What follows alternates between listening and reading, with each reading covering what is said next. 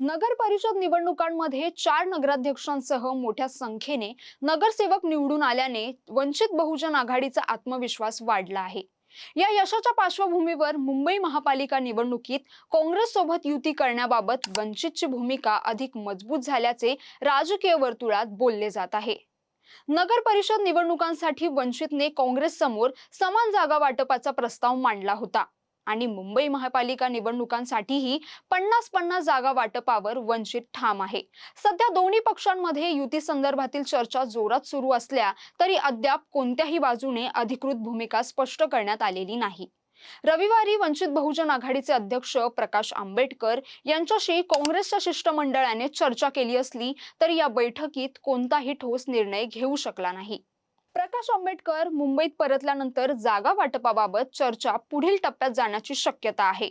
मुंबई महापालिका निवडणूक काँग्रेससाठीही प्रतिष्ठेची मानली जात असून सध्या पक्षाने स्वबळावर लढण्याची भूमिका जाहीर केली आहे।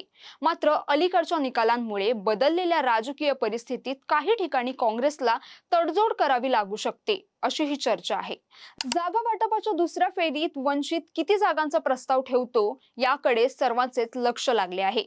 वंचितचा प्रस्ताव नाकारल्यास काँग्रेसला मुंबई महापालिका निवडणूक एक हाती लढवावी लागेल। त्यामुळे येत्या काळात दोन्ही पक्षांची पुढील भूमिका काय असेल याकडे सर्वांचेच लक्ष केंद्रित झाले आहे।